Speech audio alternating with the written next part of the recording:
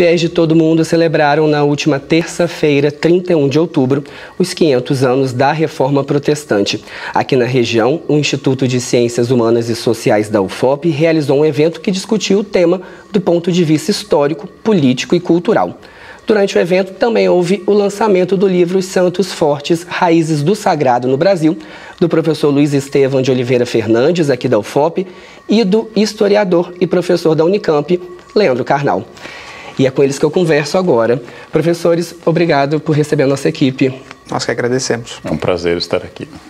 Professores, o que essa reforma representa hoje? Essa reforma que aconteceu lá no século XVI representa hoje? Do ponto de vista histórico. Nós temos hoje uma parte expressiva do cristianismo ligada à tradição reformista, ou seja, luteranos, batistas, anglicanos, pentecostais, neopentecostais. Eles são parte cultural, são parte econômica ativa. No Brasil crescem as religiões de matriz cristã pentecostal e neopentecostal. Logo, é uma questão de 500 anos que continua dialogando conosco. Hoje no Congresso Brasileiro, hoje nas ruas do Brasil, na política do Brasil, a presença dessa ruptura do século XVI no tronco da matriz católica que originou as religiões evangélicas, cristãs, reformadas, ela é muito importante e o mundo atual não seria o que ele é se nós não entendêssemos a obra de Lutero e seus muitos seguidores ou inspirados por ele, como Calvino, Zwinglio e tantos outros. Sim, professores, sobre o livro Raízes do Brasil, Santos Fortes, Raízes do Sagrado no Brasil, não é um livro religioso, né? Não, em absoluto. É um livro em que a gente pensa culturalmente a fé como um veículo para pensar coisas muito mais amplas do Brasil. Então a gente toca em questões que vão desde racismo até como as pessoas se relacionam com a fé no seu íntimo, e não tanto do ponto de vista teológico ou ainda confessional, de maneira alguma. A tradição dos santos, que eu e o professor Luiz Estevam trabalhamos nas nossas áreas acadêmicas, em particular na área de América colonial, é uma tradição católica muito importante, que estabelece uma relação pessoal com o sagrado.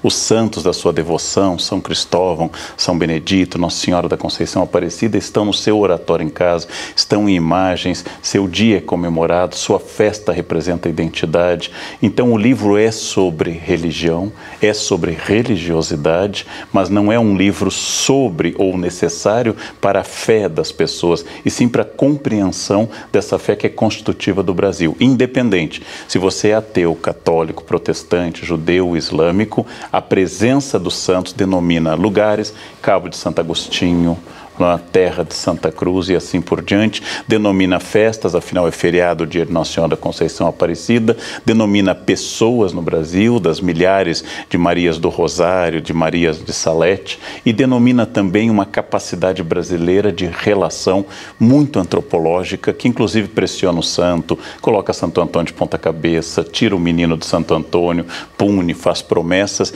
ou seja, sem essa santidade você não entende a sociedade brasileira como ela se constitui até hoje. Está na base da nossa cultura a relação pessoal com os santos. Tal como a Bíblia é um livro fundamental para o Ocidente, independente da minha crença, os santos são fundamentais para o Brasil, independente da minha fé.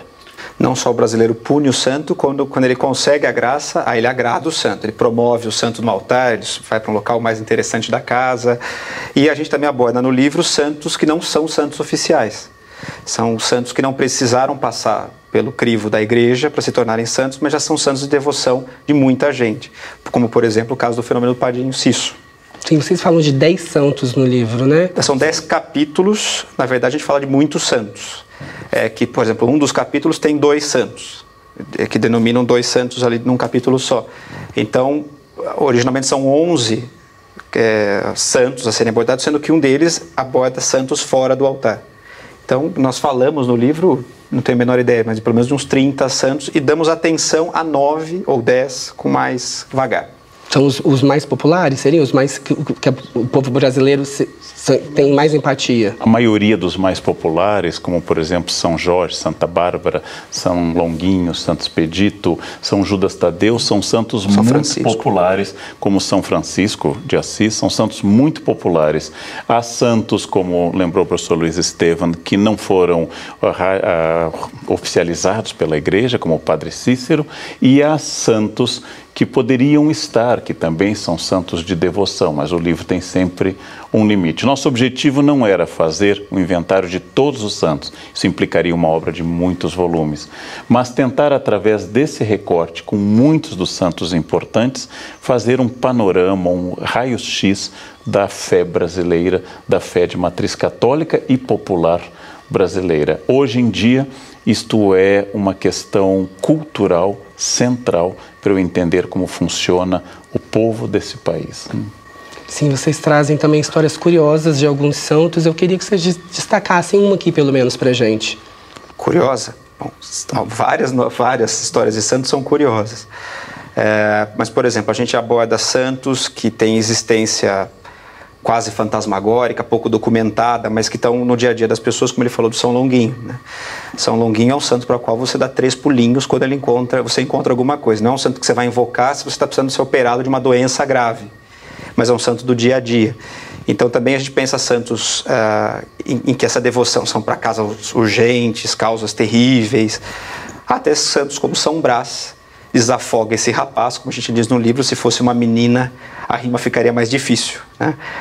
Então são santos que tem muitos santos que têm histórias curiosas. Me vem algumas do São Longuinho aqui na cabeça, como por exemplo, existe na internet circulando a ideia de que um papa teria, no seu processo de canonização, isso é absolutamente, não tem fundamento histórico, mas um papa que estaria fazendo essa canonização dele teria perdido o processo e teria pedido ao próprio santo para encontrar o processo, e quando encontrou deu 3 pulinhos. Nós ficamos imaginando o Papa dando 3 pulinhos em alguma sala. Obrigado, São Longuinho, agora o senhor é santo de verdade. Então tem várias histórias como essa que estão no imaginário das pessoas, mas encontram pouco lastro na documentação. E apesar de existir passagem, ou muitas passagens anedóticas nas biografias de santos, a nossa preocupação não era fazer um livro que fosse uma coleção de anedotas ou de casos individuais, mas através desses casos, como o Luiz Estevão tratou, fazer um quadro amplo que permita especialmente a compreensão da nossa relação com o sagrado. E essa relação que passa pela escrava Anastácia, que passa pelo Padre Cícero, que passa pelas muitas Nossas Senhoras, desde a clássica Imaculada Conceição, que é bastante venerada no Brasil muito antes de virar dogma no século XIX, até o caso colonial clássico, ou seja, o caso que acaba de completar 300 anos, do achamento das 2 partes da imagem de Nossa Senhora da Conceição Aparecida. Essas questões são importantes, elas são fundamentais e fazem uma memória do sagrado, uma expressão que um outro autor utilizou para um livro que estabelece uma identidade brasileira. E, de novo, essa identidade não depende da convicção pessoal das pessoas. Como eu digo aos meus alunos na Unicamp, você pode não gostar da Bíblia ou gostar, ela continua sendo o livro que inspira grande parte da literatura, da arte e das metáforas. Da discussão política brasileira, inclusive.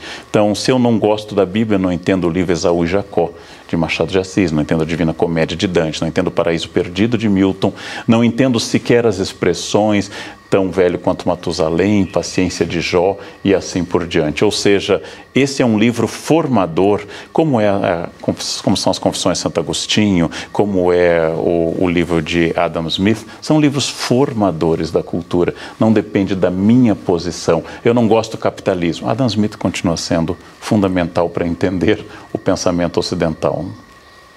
Ok, professores. Santos Fortes, Raízes do Sagrado no Brasil, do professor Luiz Estevão, do professor Leandro Carnal. Muito obrigado mais uma vez por receber a nossa equipe. Obrigado a vocês. Nós que agradecemos.